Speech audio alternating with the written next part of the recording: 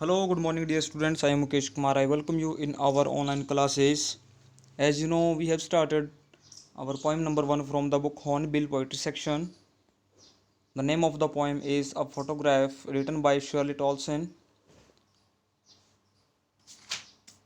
हम इसके जो स्टेंजास हैं वो कर चुके हैं और आज हम इसके टेक्सचुअल एक्सरसाइज है वो क्वेश्चन करने जा रहे हैं।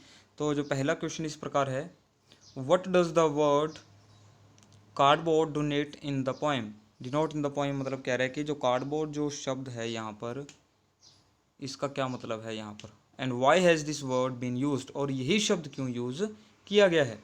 The word cardboard has been used for the mother's photograph. जो वर्ड कार्डबोर्ड है, जैसे कि उसमें दिखाया गया था आपके सामने, वो जो पहला जो इसका स्टेंजा था उसी में था सबसे पहले the cardboard shows me how it worse. अगर आपको लाइन याद हो और पोइट्री अगर आपके सामने लिखी हो या आपके पास हो बुक में, तो उसमें पता चल जाएगा आपको। तो कह रहे हैं कि जो वर्ड है द कार्डबोर्ड, ये यूज़ हुआ है मदर की जो फोटोग्राफ उसके लिए। Now the photograph is just a cardboard because the mother is already dead. अब ये जो फोटोग्राफ थी जो मदर की, ये कार्डबोर्ड बन के रह गया है, ओके, क्योंकि मदर उनकी अब डेथ हो चुकी है। कार्डबोर्ड मतलब क्या होता है, जैसे कि एक फ्रेम होता है ना, वैसे ही वो क्या है, एक हम पेपर बोर्ड होता है, उसी की तरह उसके ऊपर फ़ोटो चिपका दी जाती है, उसको हम कार्डबोर्ड बोलते हैं। सेकंड क्वेश्चन है, what has the camera captured. Camera ने क्या कैप्चर किया। ओके, कैप्चर का समझते ना, फोटो खींचना, उसको उसमें क्या कैप्चर किया गया था। तो camera has captured 3 little girls. Camera ने जो कैप्चर किया फोटो के अंदर वो 3 लड़कियां थी। One of them is poet's mother. एक जो थी वो पोइट की मदर थी। The other 2 are the mother's girl cousin. और जो दूसरी 2 लड़कियां थी वो मदर की जो कज़न्स थी, ठीक है, जैसे चचेरी या मम्मी, जो मौसेरी या वो बहनें होती हैं ना, उसको बोलते हैं कज़न्स। तो उनकी कज़न्स थी। Each of them is holding one hand of the mother. दोनों की दोनों लड़कियों ने मदर का एक एक हाथ पकड़ा होता, मतलब एक लेफ्ट साइड में और एक राइट साइड में थी। The mother was then just a girl of 12। उस समय मदर की जो उम्र थी वो सिर्फ 12 साल थी, मतलब कि 12 साल की एक लड़की थी।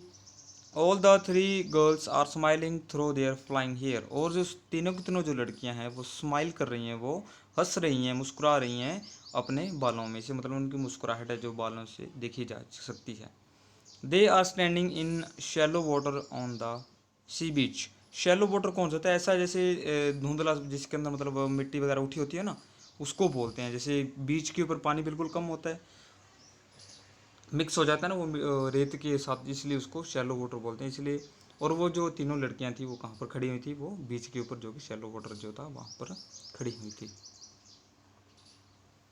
वट हैज़, क्वेश्चन नंबर 3 है, what has not changed over the years.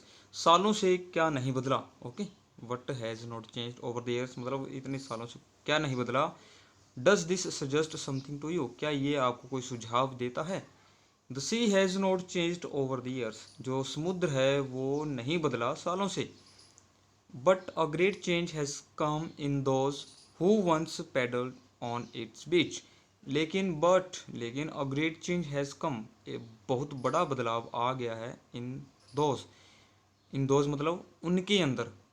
Who once, who मैंने जो, वंस एक बार, पेडल्ड ऑन इट्स बीच, समुद्र के जो बीच के ऊपर, जो पेडल मीन्स नंगे पाँव जो घूमे थे, उनकी ज़िंदगी में बहुत बड़ा बदलाव आ गया है। इट्स जस्ट, ये हमें ये सुझाव देता है, that while human life is terribly transient the sea has always remain the same.